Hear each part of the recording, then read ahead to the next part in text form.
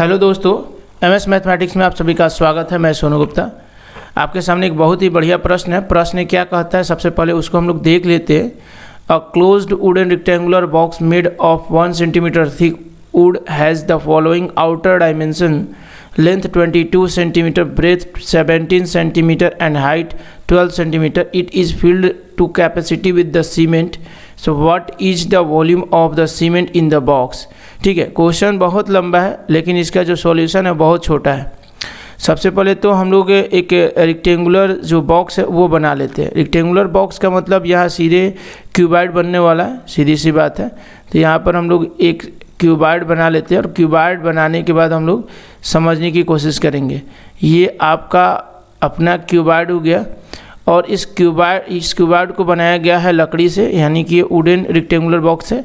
लकड़ी क्या बनाया गया, लकड़ी की जो है वो थिकनेस है वो 1 सेंटीमीटर है।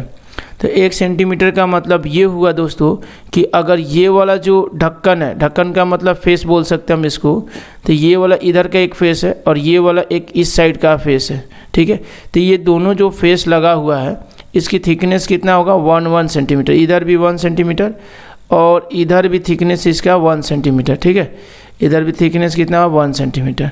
दोनों तरफ 1 सेंटीमीटर है। तो ये जो बीच की जो लेंथ अगर निकालनी होगी तो ये थिकनेस को इग्नोर करेंगे, क्योंकि हमें बताना है केवल सीमेंट का वॉल्यूम। किसका बताना है, सीमेंट का वॉल्यूम।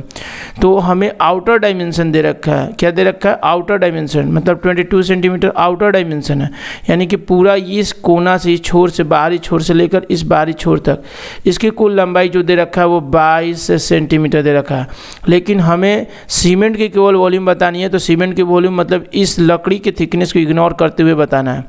तो लकड़ी की थिकनेस इधर 1 सेंटीमीटर है, इधर 1 सेंटीमीटर है, तो 2 सेंटीमीटर हमको इग्नोर करना है। तो यानी 2 सेंटीमीटर इग्नोर करेंगे तो कितना हो जाएगा, 20 सेंटीमीटर।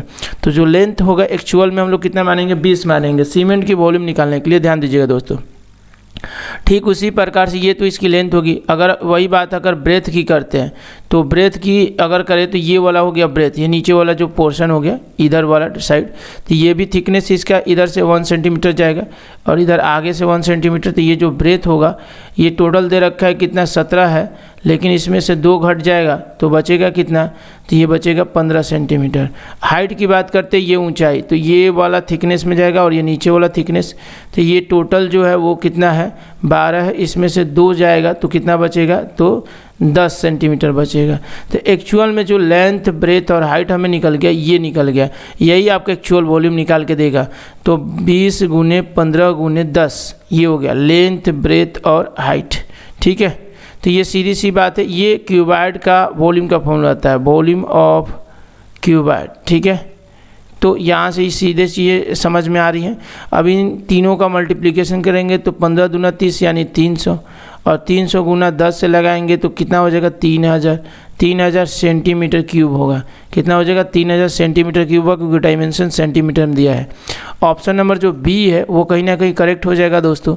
तो आशा करते हैं आपको सॉल्यूशन बिल्कुल समझ में आया होगा। चैनल सब्सक्राइब करके हमें सपोर्ट कीजिए। धन्यवाद।